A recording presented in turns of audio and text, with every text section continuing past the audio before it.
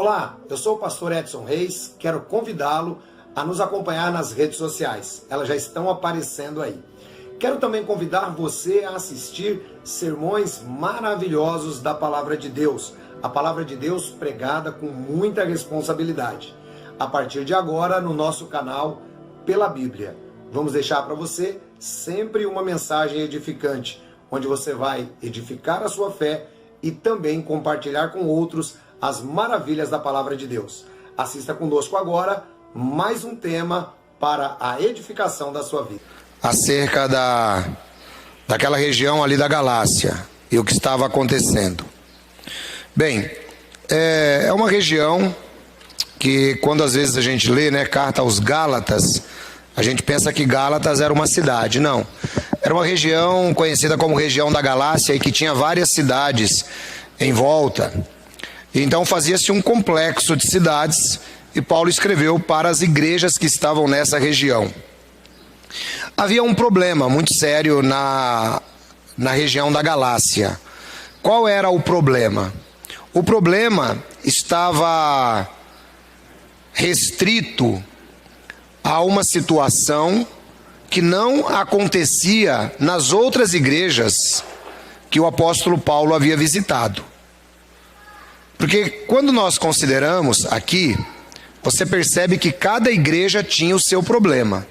Por exemplo, há 2 domingos atrás, nós falamos sobre a igreja de Corinto. Os irmãos se lembram quantos problemas havia na igreja de Corinto? Então, cada igreja tinha os seus problemas. Irmãos, isto também é uma particularidade que nós devemos entender, para que nós possamos crescer na fé. O que acontece? As pessoas às vezes vêm para a igreja esperando encontrar perfeição, esperando encontrar gente perfeita. Mas alguém sabe por que não dá para encontrar perfeição? Em qualquer igreja que você for, por que não dá para você encontrar perfeição? Por que não dá? Porque a igreja, irmãos, somos nós, e nós somos imperfeitos. Então cada igreja tinha sua particularidade. Como bem pregou o Luiz aqui no domingo passado, nós temos uma grande diferença de ensinamento. Aí a gente pode dizer, não, ensinamento, a gente tem diferença. Mas, em matéria de problemas, todas as igrejas tinham problemas. E o apóstolo Paulo, ele trata com o pessoal da região da Galácia com um problema exclusivo. Qual era o problema? E era um problema aparentemente justificável. Esse problema era que haviam se infiltrado dentro da igreja do Senhor Jesus falsos irmãos. Assim como hoje também acontece. Ou você pensa que todo mundo que está na igreja de Jesus é irmão. Tem o título, mas não é. Haviam se infiltrado falsos irmãos. E esses falsos irmãos começaram a doutrinar a igreja da Galácia. O que eles falavam? Olha, tudo bem, esse Paulo está passando por aqui, ele está falando para nós que Jesus morreu na cruz, ele está falando que está tudo certo na nossa vida. Ele está falando que a gente já é salvo, mas tem um problema. Se você não se circuncidar, você não vai poder ser salvo. Essa é a história que os judaizantes estão falando para Paulo. Então Paulo abre a Gálatas capítulo 1, já falando assim, mesmo que nós, ou um anjo dos céus, vos pregue outro evangelho, além destes que vocês ouviram de nós, seja amaldiçoado. Então Paulo apresenta para eles que qualquer evangelho adicionado. Qualquer evangelho adicionado é um evangelho amaldiçoado. E eu vou explicar isso. Ai, pastor, mas puxa vida, a igreja tal, lá é legal, só que lá o pastor já falou que para mim tomar ceia, eu tenho que dar o dízimo. Evangelho amaldiçoado. Quem está entendendo o que eu estou pregando? Evangelho amaldiçoado. Não se pode agregar nada ao evangelho.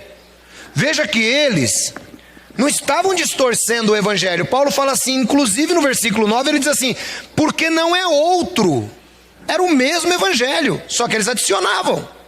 Ah, a igreja tal é legal, só que eu sei que eu estou salvo em Cristo, está tudo certo, mas eu tenho que guardar o sábado. Evangelho amaldiçoado. Qualquer lugar que adicione qualquer coisa, seja igreja evangélica, seja seita, seja o que for, adicionou ao evangelho, corrompe o evangelho fica amaldiçoado. Isso é o cuidado que nós devemos ter. E é por isso, irmãos, que a gente sempre vem repetindo que nem tudo que reluz é ouro. Nem tudo que reluz é ouro. Por quê? Porque o ser humano, ele nasceu com uma necessidade de cabresto. Nasceu com a necessidade de cabresto.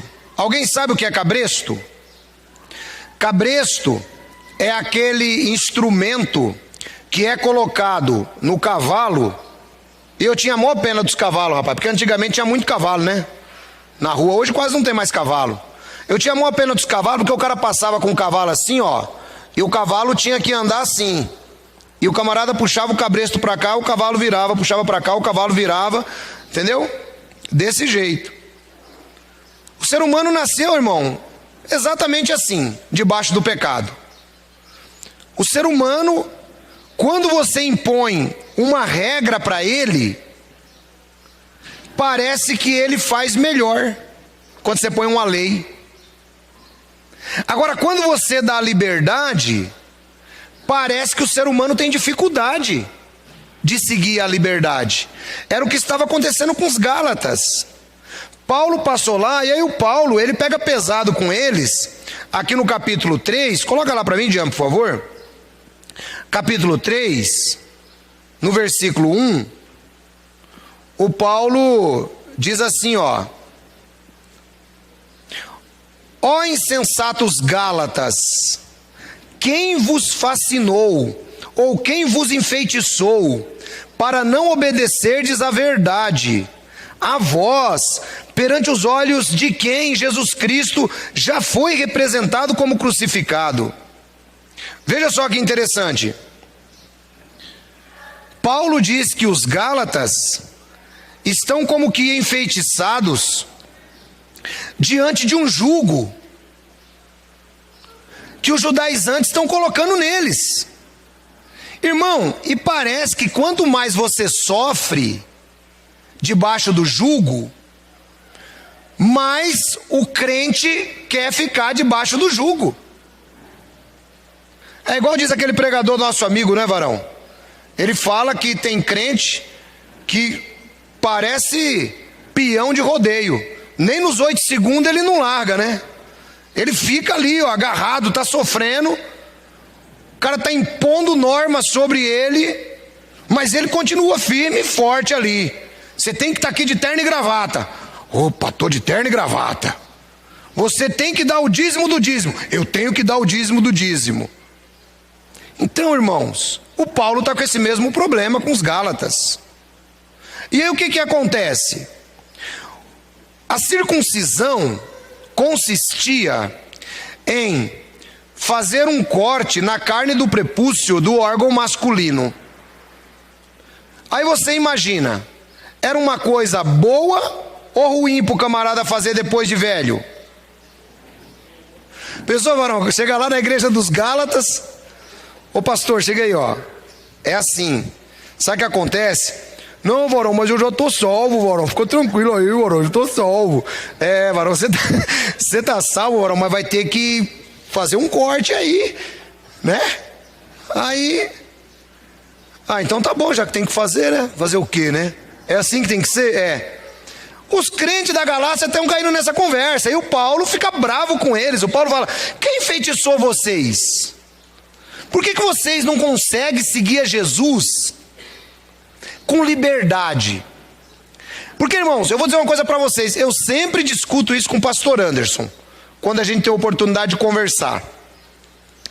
Que o evangelho que eu prego aqui nessa igreja é o evangelho mais fácil de ser seguido. Só que é o mais difícil. Quem entendeu isso aí? Parece um paradoxo. Por que é o mais fácil? É o mais fácil porque eu apresento para você Jesus Cristo, esse crucificado, e a liberdade em Cristo. Então ele é fácil por isso. Só que ele é difícil. Por que ao mesmo tempo que ele é fácil, ele se torna difícil? Porque a liberdade, ela também conduz à responsabilidade. É por isso que é tão difícil. Por exemplo, na igreja, onde o pastor pega pesado, o obreiro tem que estar todo domingo na igreja. O obreiro está lá todo domingo. Tá ou não tá, varão? Na igreja, agora aqui eu não pego pesado. Então o irmão fala assim: hoje... tô de boa mesmo, tô tranquilo, né? Ou seja, ele não entendeu que estar presente em uma reunião cristã é benefício para ele. Mas se tivesse um cabresto, ele estaria, porque ele tem medo de perder a carteirinha de membro, ele tem medo de ser exposto do púlpito, ele tem medo de perder o privilégio de tocar. Então, ele é tocado dessa maneira, que é o que aconteceu com os Gálatas. Então, ao mesmo tempo que o evangelho que Paulo pregou para os Gálatas era igual ao evangelho que eu prego, era um evangelho simples, era um evangelho tranquilo, era um evangelho difícil, porque requeria que a pessoa tivesse a responsabilidade. Eu não sou obrigado a estar na igreja, eu não sou obrigado, mas eu vou porque eu entendi o meu papel dentro da igreja. Posso ouvir um glória a Deus? Eu vou porque eu entendi. Então eu não preciso que o pastor me obrigue. Eu não preciso que o pastor, ele coloque um cabresto sobre mim. Ele coloque um jugo.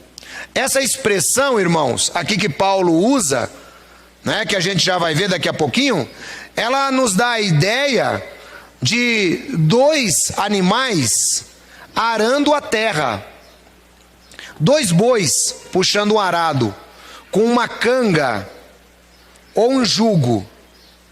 E esses bois, eles estavam amarrados nessa canga, de modo que eles têm que andar um do lado do outro, tudo certinho, tem que se submeter ao jugo. Não adianta o boi querer sair fora do jugo. Assim também acontece dentro da igreja. Tem pessoas que aceitam para si um jugo pesado. Tem pessoas que aceitam para si um jugo. Agora, quando você oferece a liberdade, a pessoa diz: não, aqui é fácil demais. Não é assim, varão? Essa igreja aí, o que o pastor prega lá é muito fácil, é muito tranquilo. Você viu lá que legal? É super tranquilo lá. Lá o pastor não fica cobrando dízimo, mas o irmão tem responsabilidade de contribuir. Sim ou não? Não preciso cobrar. Porque a gente cobra, irmãos, quando é pra gente.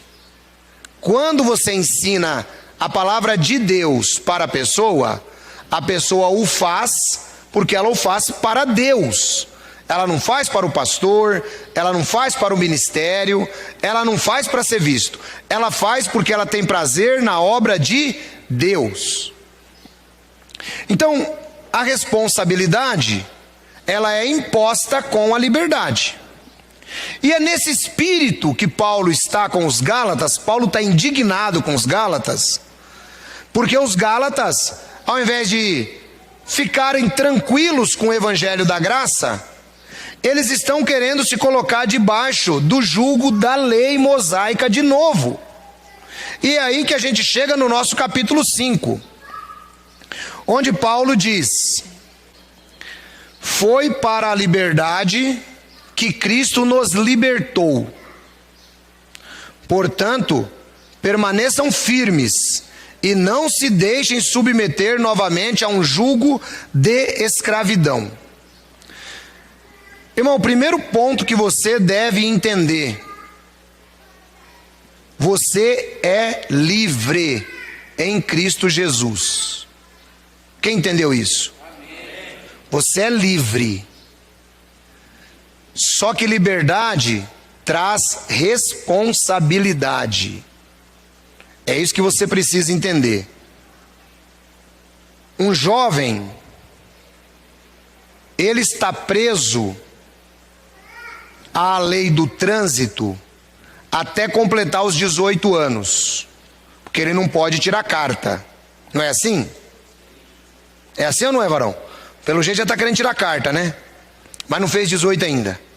Vai fazer, então está preso. Está aí um exemplo vivo. Um jovem preso à lei do trânsito. Quando fizer 18, ele está livre? Tá. Vai lá, presta a prova. Vai ser reprovado uma, talvez, porque nunca passa na primeira, irmã. Você passou, irmã? Então você é mais sabida que eu, porque eu fui reprovado 3 vezes.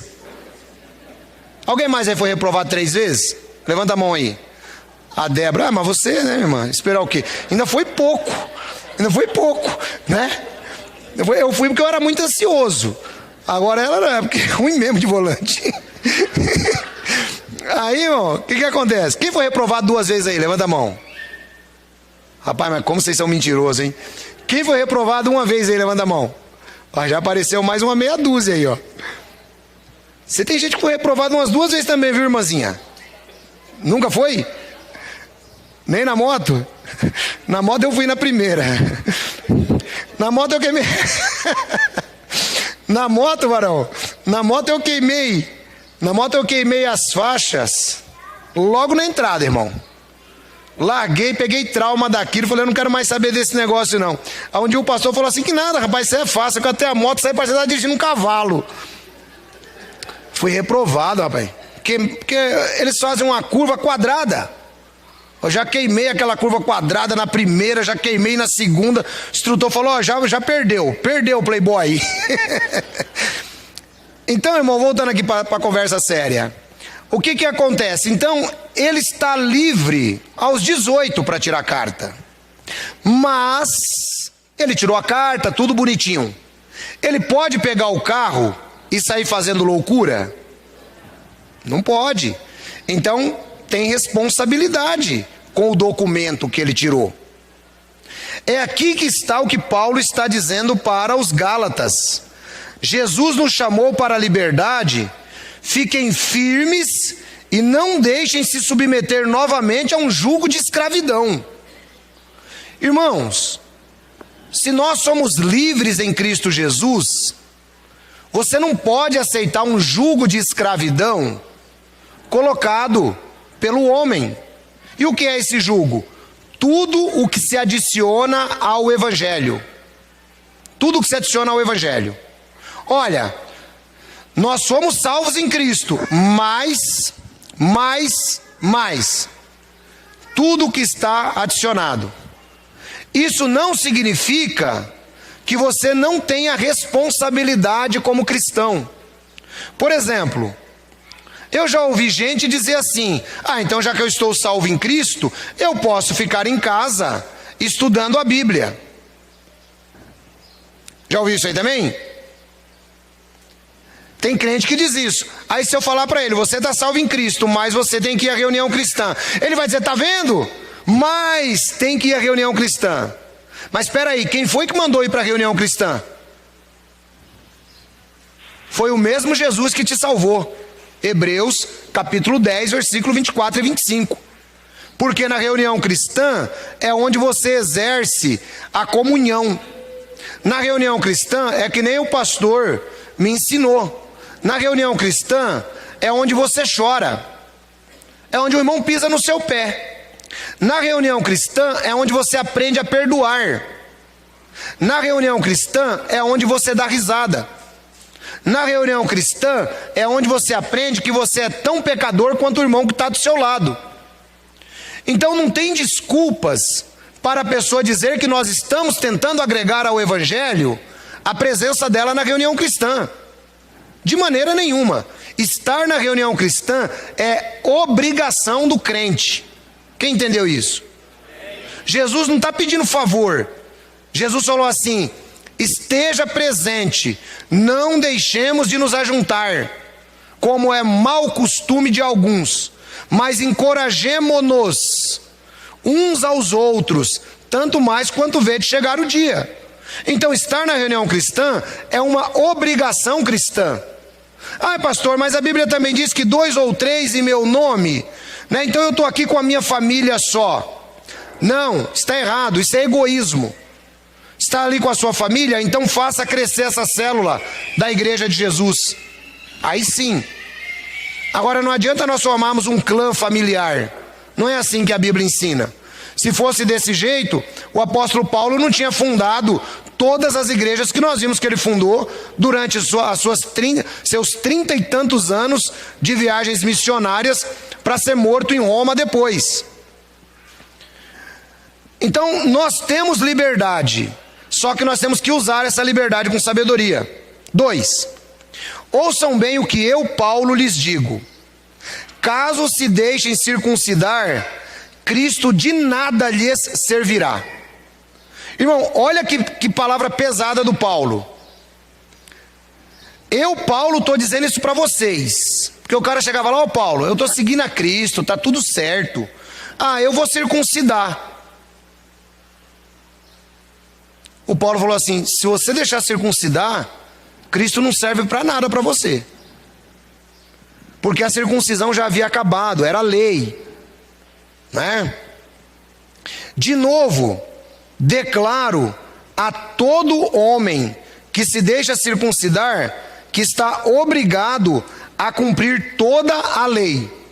Então aqui, irmão, está mais um ponto interessante.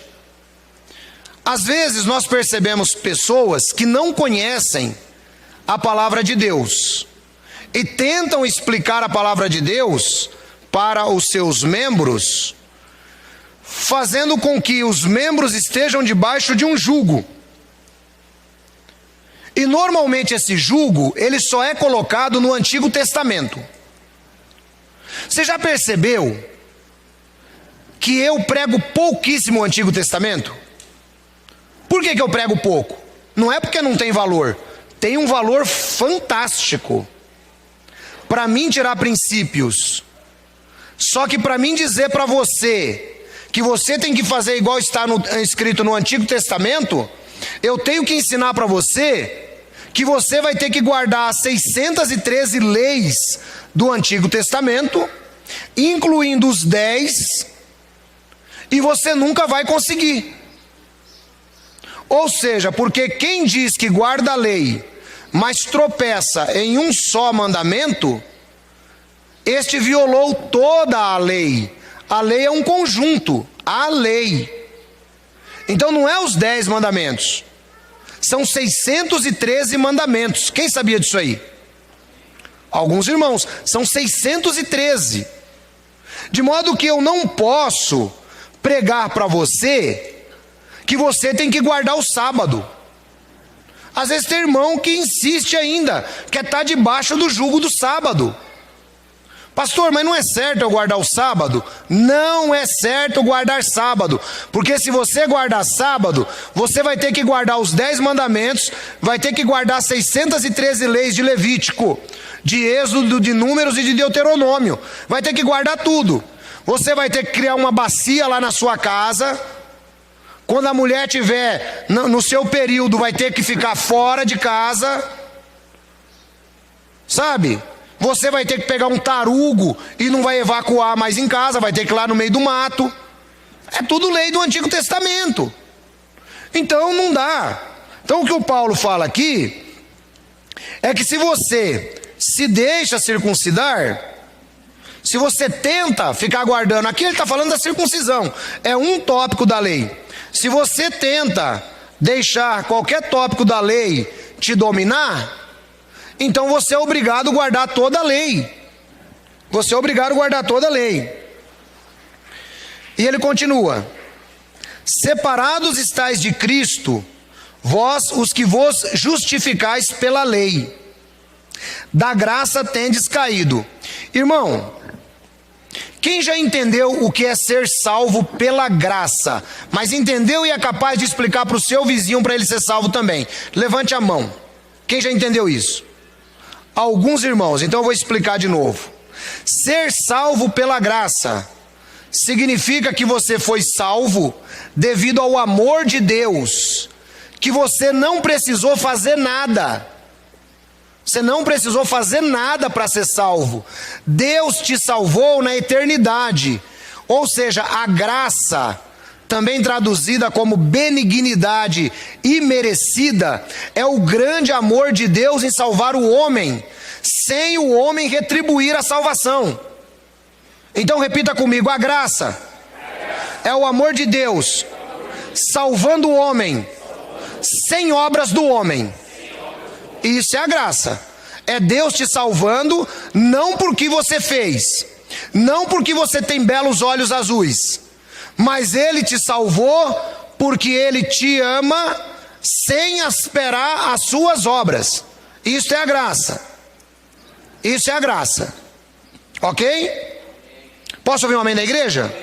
Então espero que você não esqueça mais, porque você foi salvo pela graça. Cantamos aqui: salvos pela graça. Sim ou não? Então saiba o que você está cantando. Ser salvo pela graça significa que Deus te salvou no grande amor dele, sem você fazer nada. Quando você entende o que é salvação pela graça, só aí você já deveria... Presta a flanela para mim, Orão, por favor. Quando você entende o que é salvo pela graça, só aí você já deveria entender o que é retribuir ao amor de Deus. Crente que vive murmurando, crente que deixa a comunhão cristã, não entendeu nada do que é ser salvo pela graça. Nós somos salvos, irmãos, sem fazer nada. Nós somos salvos porque Deus é bom na nossa vida. Nós somos salvos porque Deus quis nos salvar. Nós não merecíamos nada. O que nós merecíamos era a morte. Está escrito em Romanos capítulo 1. Mas Deus nos salvou de acordo com a sua benignidade imerecida. Uma vez que Deus nos salvou pela sua benignidade imerecida, nós temos que ser gratos a Ele. Temos que aprender. Então o que o Paulo está dizendo para eles aqui, olha: se vocês tentarem ficar se circuncidando, guardando o sábado, trabalhando com o Antigo Testamento pela salvação, você caiu da graça. Olha como é sério isso. Então não adianta, irmãos. Sabe, eu quando era mais jovem, fui criado em um meio sectário, e nós acreditávamos que quanto mais você fizesse, mais Deus ia gostar de você, para você ser salvo. Dentro da nossa concepção judaico-cristã, também é ensinado isso. Esqueça, meu irmão, você foi salvo pela graça, e você tem a responsabilidade de responder à graça. Às vezes, quando alguns me perguntam: pastor, mas se nós já fomos salvos, como é que eu sei que eu sou salvo? É simples. Será que você está respondendo à salvação pela graça? É a coisa mais simples do mundo, irmão. Como é que é o seu coração em relação a Cristo? Como é que é o seu coração em relação ao próximo? Como é que está você? Será que você responde realmente à sua salvação? Ou você ainda tenta se justificar pelas obras da lei? As obras da lei, irmãos, é qualquer mandamento da lei. Qualquer um. Aí vem os judaizantes modernos e dizem: então nós não precisamos mais de lei, quer dizer que podemos fazer tudo. Essa resposta eu dou ela em duas partes. Então nós não precisamos mais de lei? Não. Não precisamos. Então nós podemos fazer tudo? Não. Tudo me é lícito, mas nem tudo convém. Ou seja, eu tenho consciência para entender. Eu não preciso de uma lei para me guiar. É isso que Paulo está dizendo. Talvez você já frequentou alguns lugares onde o pastor tem que dizer o pode e não pode. Pode e não pode. Posso usar brinco, pastor? Não. Posso cortar o cabelo, pastor? Não. Posso fazer isso? Tudo errado. Posso usar calça comprida? Julgai na vossa consciência. Quem entendeu o que eu falei? Ai, pastor, porque crente é assim, varão. Crente é desse jeito. O crente, quando ele quer fazer alguma coisa, ele pergunta para o pastor. Porque das duas uma, ou ele quer fazer, que ele quer um cabresto, ele quer que o pastor diga para ele que não, para ele poder falar, eu não faço porque o pastor falou que não pode, é pecado. Ou então ele quer tanto fazer para ver se o pastor é meio moderno e diz que pode. Pastor, posso fazer uma tatuagem? Irmão, o pastor vai dizer que sim, porque ele já quer fazer. Então se quer fazer a tatuagem, faz. Sabe por quê, irmão? Porque a Bíblia diz que quem tem dúvida já pecou. Seu pecado não vai ser fazer a tatuagem. Seu pecado vai ser a dúvida que você já tem. O crente tomava uma. Aí ele vira crente, varão. Ô pastor, posso tomar alguma coisa assim em casa, socialmente? É porque ele quer tomar, irmão. Você concorda comigo, sim ou não? Então ele quer fazer do pastor a consciência dele. A consciência dele é ele. Essa que é a história. A consciência dele é ele. Então o Paulo diz que nós não precisamos de lei. Você não precisa ser mandado. Irmão, vem para a reunião cristã domingo. Quem viu que eu parei de ficar fazendo essas postagens aí como fazia com frequência? Quem viu?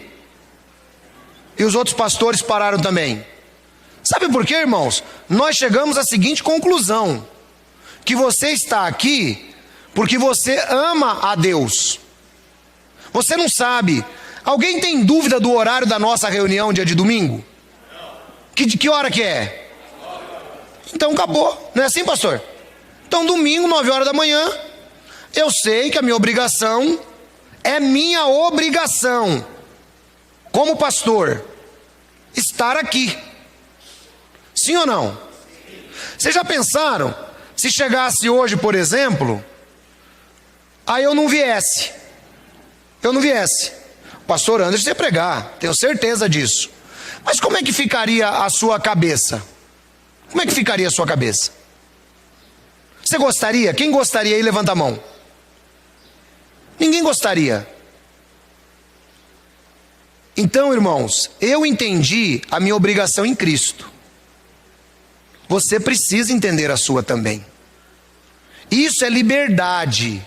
Isso é liberdade em Cristo. Não é eu pegar e ficar falando, ô irmão Belo, não esquece, hein? Amanhã reunião, hein? Acabou isso aí, irmão. Acabou. Isso não existe mais. Acho que a igreja já amadureceu o suficiente para isso. Sim ou não? Sim. Então quem tenta se justificar pela lei, seja qualquer tipo de lei, ele caiu da graça. 5. Porque nós, pelo Espírito da fé, aguardamos a esperança da justiça. Porque em Jesus Cristo, nem a circuncisão, nem a incircuncisão tem virtude alguma, mas a fé que opera por amor. Irmãos, olha que coisa interessante. Porque nós, pelo Espírito da fé. O que é fé?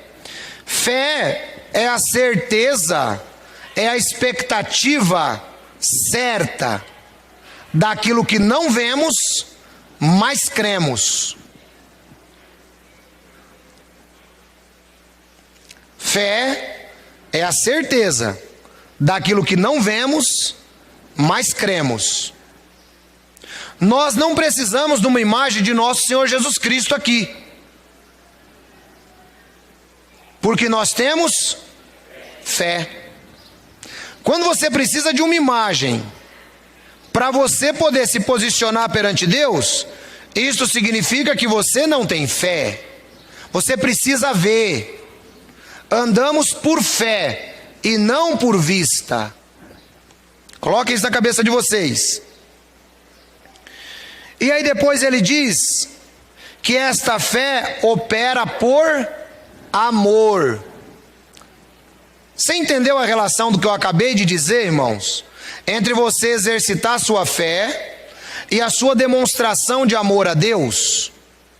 Ou seja, você está presente aqui hoje porque você tem fé, e você está presente aqui hoje porque você tem amor a Deus. Então a sua fé, ela é operada no amor, e o amor a Deus e o amor ao próximo. Irmãos, não vos enganeis, não vos enganeis. Sem amor, você pode ter toda a fé, de modo a transplantar montanhas, mas não vai valer nada. A verdadeira fé, ela opera dentro do amor. Então isso é importante para que cada um de nós nos encontremos conosco mesmo. Precisamos reavaliar o nosso coração. Precisamos entender que a nossa fé, ela opera dentro de amor. E o texto continua. 7. Corrieis bem.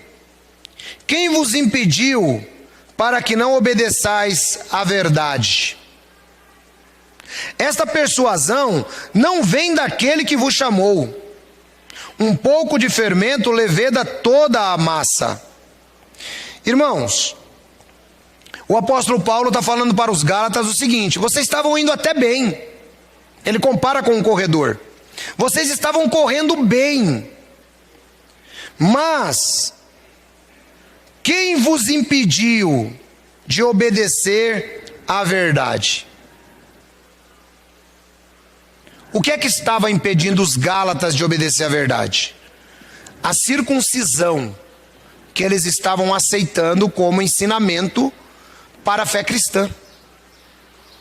Então ele diz: um pouco de fermento leveda toda a massa. É por isso que a igreja cristã, ela deve ir eliminando tudo aquilo que se agrega ao sacrifício de Jesus para a salvação. Primeiro, porque nós já fomos salvos. Segundo, que o sacrifício de Jesus é único e suficiente para a nossa salvação. Tudo que você tenha que fazer, meu irmão, pensando que vai ser salvo, vai virar perante Deus trapos de imundície, conforme nos diz o livro de Isaías. Não adianta. Você pode fazer o que você quiser. Um pouco de fermento leveda toda a massa. Qualquer ensinamento que agregue ao sacrifício de Jesus invalida o sacrifício de Jesus. E esse é o cuidado que o verdadeiro crente tem que ter. Veja, nós não estamos discutindo doutrinas secundárias. Não. Se o irmão é arminiano, ou se o irmão é calvinista, irmão, isso aí não vale nada, porque quem morreu por mim não foi Calvino nem Armínio, quem morreu por mim foi Cristo. Mas a partir do momento que Armínio ou Calvino disserem que precisa de algo mais além do sacrifício de Jesus, sejam amaldiçoados. Ou seja, a igreja cristã, ela está unida em torno do sacrifício vicário de Cristo, sua morte, ressurreição, volta e juízo eterno. Isso não pode ser violado de maneira nenhuma, e isso não pode ser adicionado a nada. Então um pouco de fermento leveda a massa toda. Eu preguei aqui domingo passado e falei sobre alguns falsos ensinos de internet. É aqui que está a coisa, irmãos. Temos que tomar muito cuidado, porque você começa a se contaminar com falsos ensinos, logo você está desacreditando da palavra de Deus, logo você está desacreditando do próprio Filho de Deus. Existem alguns judaizantes na internet que se autodenominam professores de grego e hebraico. E aí o irmão, ele vê lá 10 minutos de um analfabeto funcional falando sobre a língua grega e já fala assim: olha, tá vendo? Quer dizer que a palavra grega aqui é isso, a palavra grega é aquilo. Irmão, deixa eu falar para vocês uma frase que eu aprendi com um pastor. Se grego salvasse, a Grécia estava salva. E se hebraico salvasse, os judeus não precisavam do Filho de Deus. Nós temos a Bíblia no nosso idioma. É importante conhecer? É importante conhecer. Eu estudo para conhecer? Eu estudo para conhecer.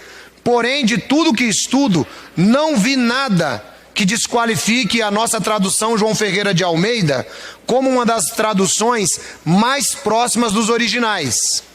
Então nós temos toda a tranquilidade de nos apegarmos à nossa tradução da Bíblia e estudá-la como tal. Nós não precisamos ficar atrás deste ou daquele que se autodenomina instrutor de grego ou hebraico na internet. Quem entendeu o que eu estou dizendo? Você pode estudar na sua Bíblia a palavra de Deus. De vez em quando eu trago alguns pontos aqui e tal. É interessante, mas eu até evito para que não seja comparado com os tais. Prosseguindo. 10. Confio de vós no Senhor, que nenhuma outra coisa sentireis. Mas aquele que vos inquieta, seja ele quem for, sofrerá condenação. Eu, porém, irmãos, se prego ainda a circuncisão, não porque sou, pois, perseguido. Logo, o escândalo da cruz está aniquilado. Eu queria que fossem cortados aqueles que vos estão inquietando. Porque vós, irmãos, fostes chamados à liberdade. Não useis então da liberdade para dar ocasião à carne, mas a servir-vos uns aos outros pelo amor. Olha que coisa interessante, irmãos. O Paulo, ele fala aqui. Ele diz o seguinte: olha, esse pessoal que está inquietando vocês, esse pessoal vai ser condenado. Vocês foram chamados para a liberdade. Portanto, não deis ocasião à carne. Ou seja, olha que a fala do Paulo. Porque o crente pega esse texto e fala: tá vendo, o Paulo está falando aqui do pecado. Não. O Paulo está falando: você foi chamado para a liberdade, mas embora você tenha a liberdade, não dê ocasião para a circuncisão. Porque a circuncisão não vale nada. Circuncisão acabou. Acabou em Cristo. Mas servi-vos uns aos outros pelo amor. Irmãos, eu penso que se nós não tivéssemos Bíblia, mas nós tivéssemos só uma palavra de Jesus, eu acredito que a gente conseguiria andar se nos apegássemos a ela. E essa palavra é: amai-vos uns aos outros. Você já viu que vira, mexe, roda, anda na Bíblia, cai aonde? No amor. Cai no amor, irmãos. Não adianta. Não adianta você ser o tal. Sem amor, não vai chegar a lugar nenhum. Não adianta. Então, não adianta vocês se circuncidarem. Sirvam uns aos outros pelo amor. E eu já preguei, irmãos, que amor não é sentimento. O amor que a Bíblia fala não é o amor eros. Eros era o deus do amor na mitologia grega, que andava com uma flechinha né? E aí ele flechava o coração da moça, e a moça se apaixonava pelo semideus e assim por diante. Então os gregos acreditavam nisso. É de onde vem a palavra amor eros. O amor que a Bíblia fala aqui, irmão, não é amor eros. Conforme eu já ensinei, é o amor agape ou agapó. Esse amor, ele é um amor que ele não é condicionado a nada. Não é condicionado a nada. É o amor igual de Deus. Deus nos amou porque éramos pecadores. Ele amou. Então, quando a Bíblia diz aqui, servir-vos uns aos outros em amor, não é um sentimento. Não. É opção que você tem que fazer por amar. Eu tenho que amar. Mas se for para amar obrigado também, eu não amo. Ama, irmão. Você tem que aprender isso. Porque ele diz assim: amai os vossos inimigos. Amai os vossos inimigos. E orai pelos que vos perseguem. Já parou para pensar nisso, irmão? Que negócio duro e difícil. Amai os vossos inimigos. Pensa naquele seu desafeto na empresa. Aquele cara chato. Pensa. Que parece louco. Pensa nisso. Você tem que amar ele. Você tem que amar ele. É fácil amar ele? Você acha que é fácil, varão? Não é não, né? Mas tem que amar. Você já pensou, varão? Você vê, irmão, como é que a Bíblia é? E se eu não amar ancião? Se você não amar, você não é cristão, irmão. É simples assim. Porque o mesmo Jesus que falou para você vir aqui na reunião hoje, é o mesmo que falou que é para você amar. Quem está entendendo o que eu estou falando? É o mesmo Jesus, irmão. Não são dois Jesuses. Não são dois. É um só. Amai os vossos inimigos. Inimigo, irmã Núria. A irmã tem inimigo? Não, que mas também irmão, um amor desse aí. Como é que vai arrumar um inimigo, varão? Explica para mim como é que uma irmã dessa vai arrumar um inimigo. Explica aí. Não arruma, rapaz. É gente boa demais ela. Irmão, amai os vossos. Em compensação, o pastor está cheio de inimigo. Amai os vossos inimigos. Inimigo quer matar a gente, irmão. Já teve inimigo, varão? Já? O inimigo quer matar a gente, irmão. E a Bíblia diz que você tem que amar ele. Imagina isso. Quem dirá dentro da igreja de Jesus? Quem dirá dentro da igreja de Jesus? Amai os vossos inimigos e orai pelos que vos perseguem. 14.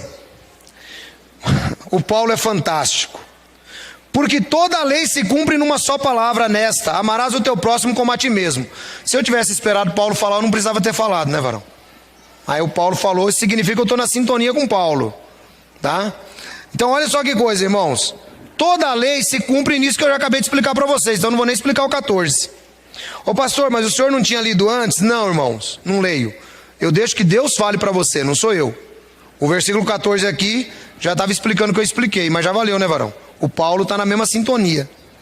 Continua dizendo assim: se vós, porém, vos mordeis e devorais uns aos outros, vede, não vos consumais também uns aos outros. Veja só que interessante, irmãos.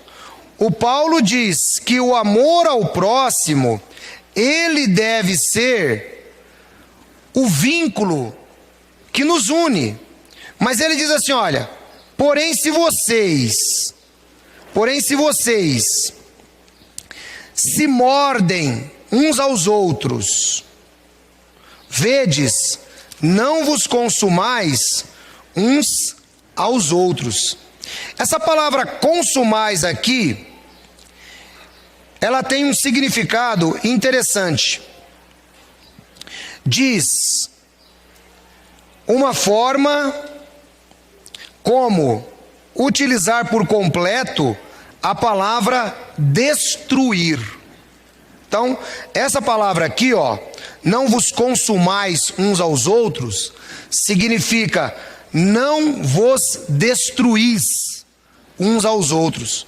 Porque, irmão, quando você começa de intriguinha com o irmão Belo, vai chegar um momento que fica incompatível. Eu começo a implicar com o irmão Marcelo. Chega uma hora, o irmão Marcelo fala: eu não vou mais na igreja, porque não dá, o ancião implica comigo toda hora. Então o que eu estou fazendo?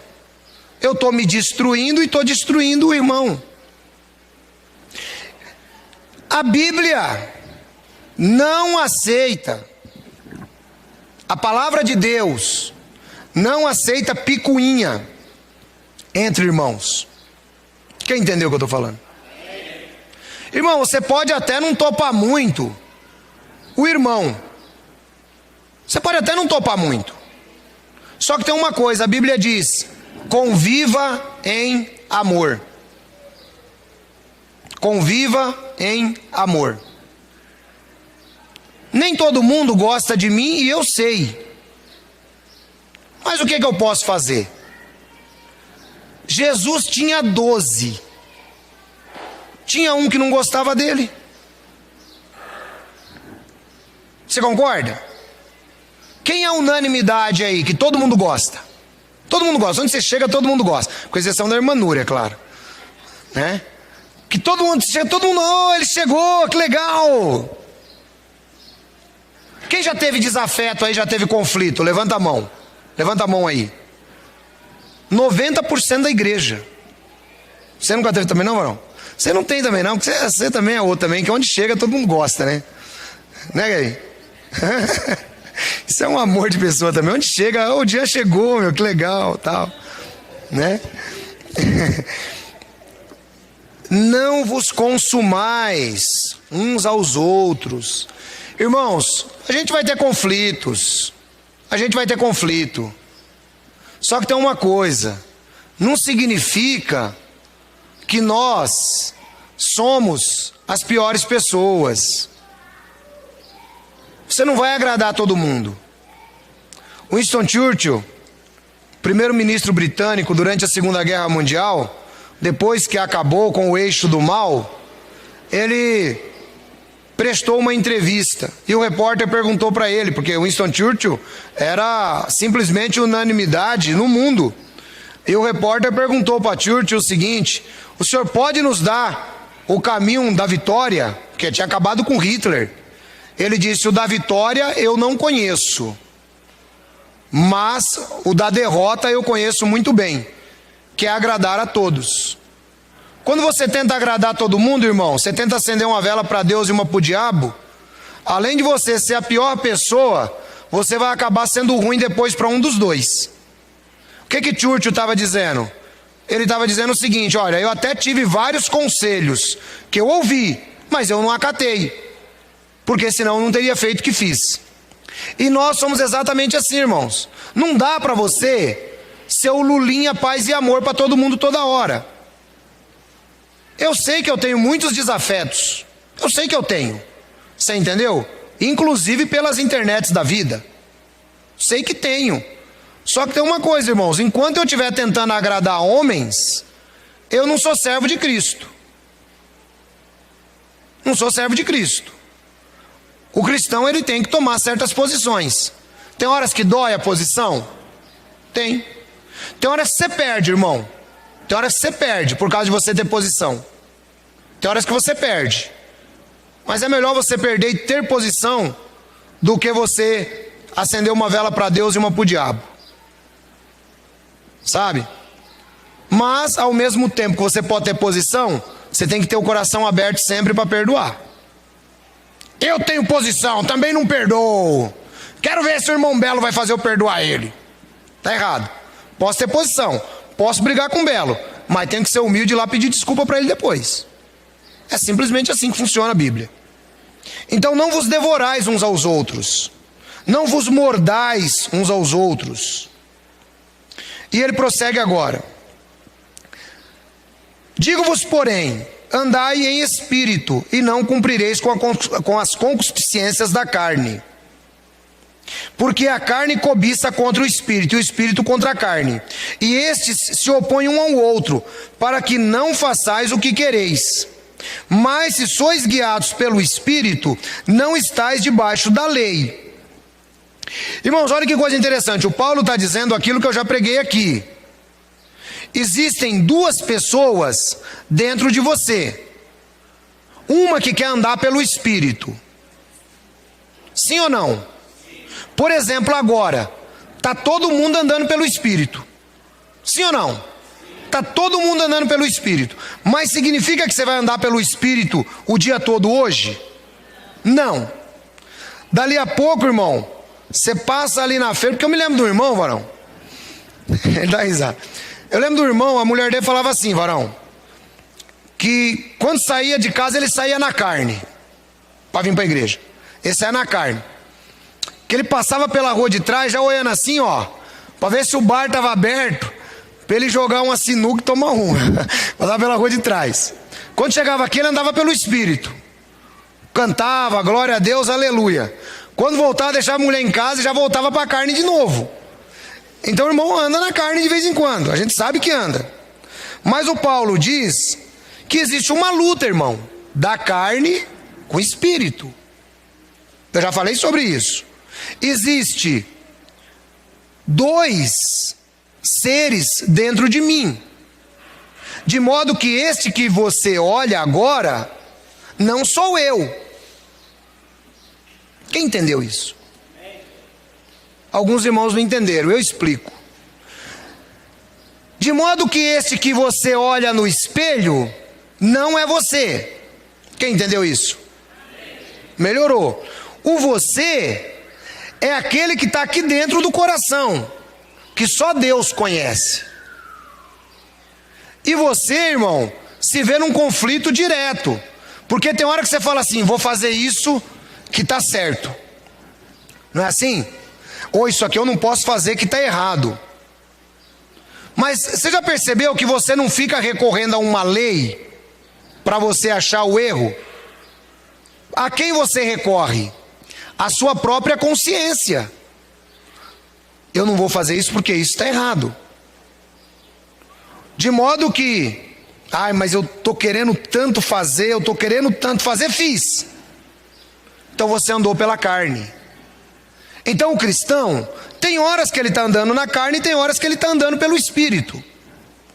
Mas o Paulo diz que a preferência é que você ande pelo Espírito, porque se você for guiado pelo Espírito, você não estará debaixo de lei.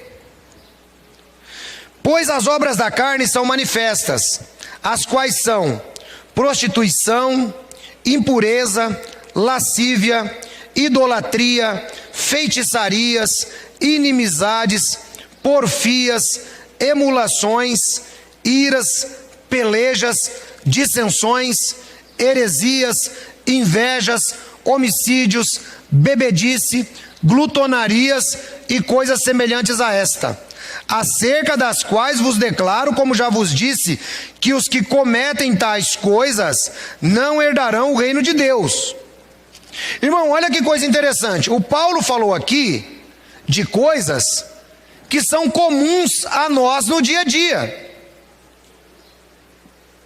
Só que ele disse o seguinte, que se você ficar andando nessas coisas aqui, você não vai herdar o reino de Deus. Ancião, e agora? Eu cometi isso, eu cometi aquilo.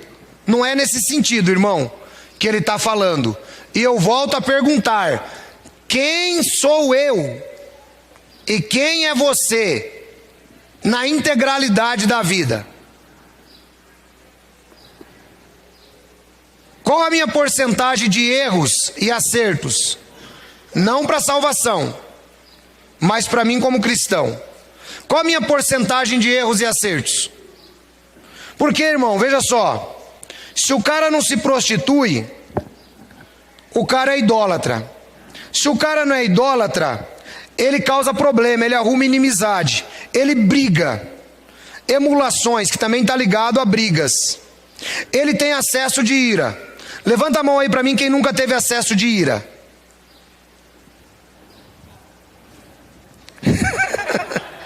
Porque eu nunca tive um acesso de ira, varão. Eu tive vários. De vez em quando eu fico irado ainda. Pelejas, né? Discussões, dissensões, heresias, inveja,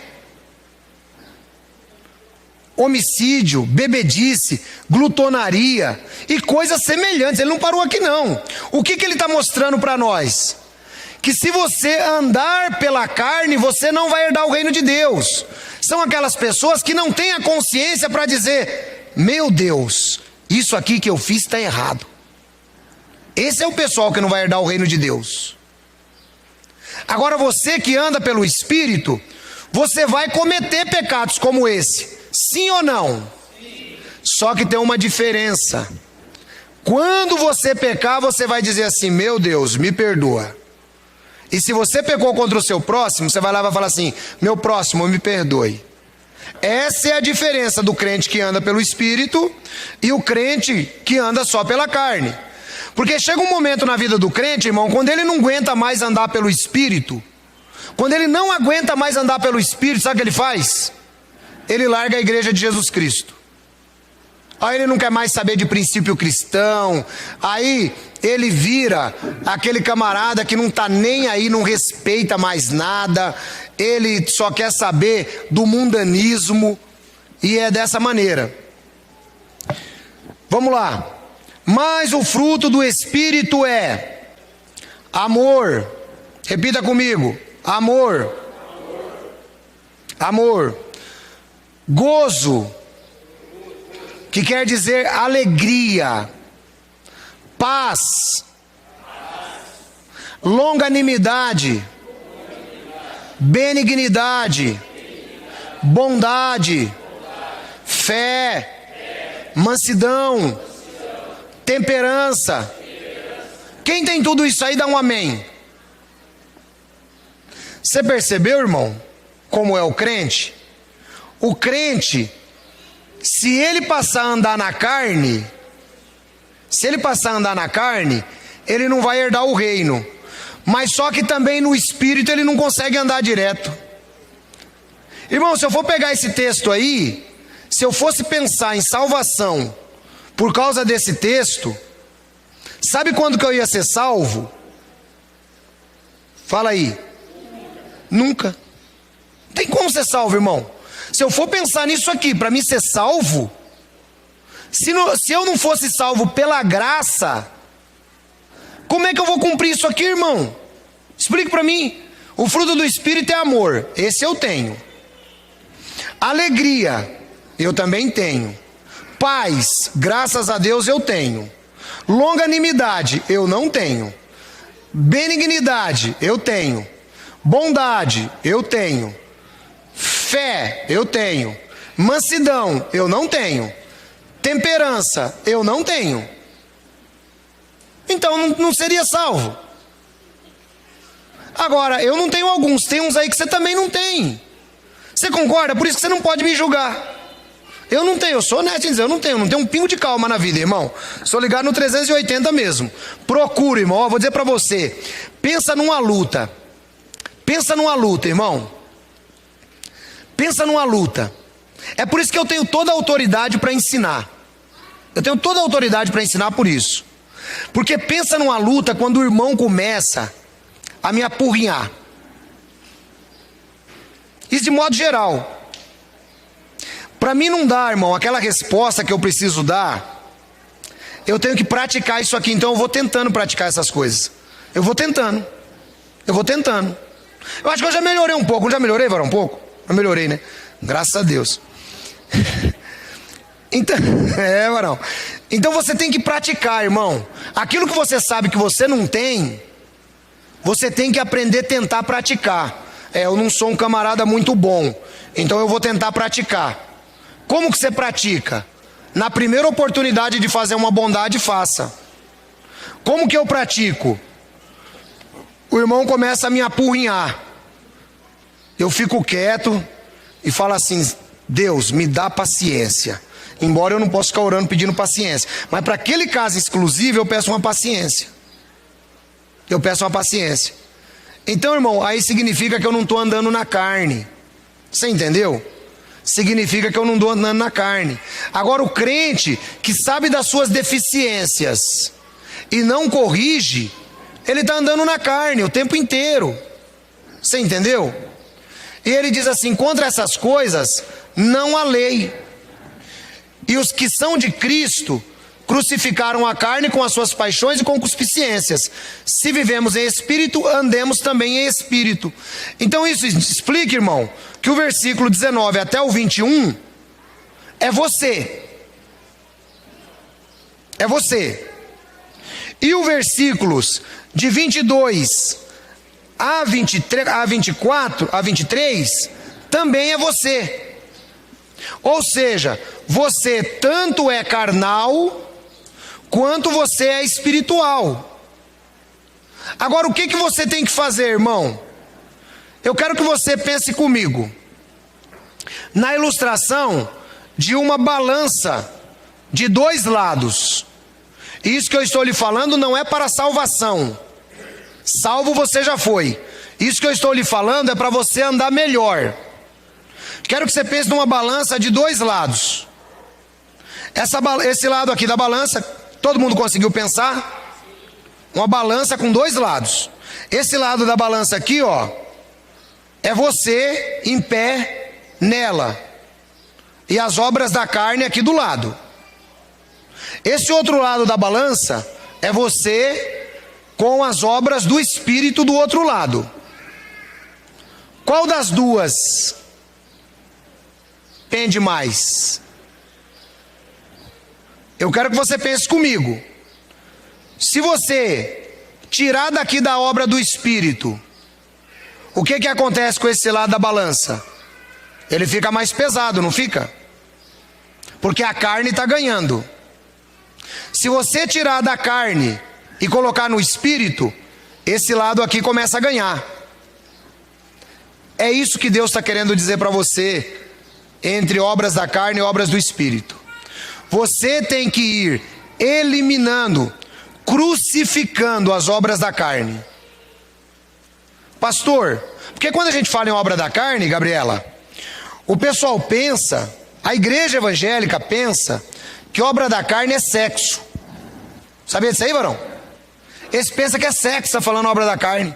Tá vendo? A obra da carne, o irmão tem que tomar cuidado, né? Irmão, obra da carne é tudo aquilo que você faz no seu dia a dia, conforme o apóstolo Paulo disse. Então você tem que procurar ser uma pessoa melhor. Você tem que evitar briga, você tem que evitar chateações, chatear os outros, você tem que evitar desamor, você tem que evitar um monte de coisa, conforme ele disse aqui. Essas coisas você evita. E as obras do Espírito de Deus, você tenta praticar. Porque um é contrário do outro, irmão. Quer ver que interessante isso, ó? Só para você entender, ó.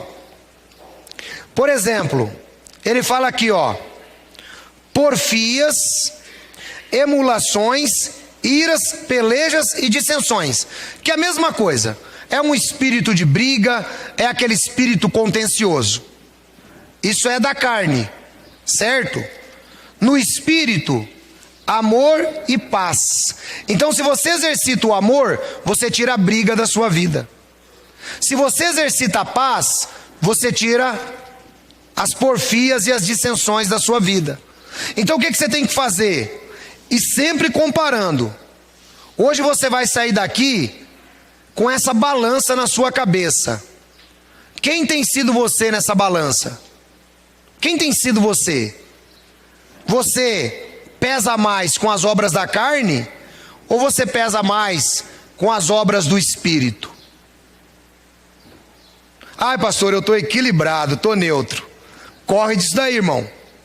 Neutro não existe, pesando igual, está errado. O Espírito tem que ganhar, porque se a carne ganhar, de modo algum herdareis o reino de Deus. Deus abençoe vocês.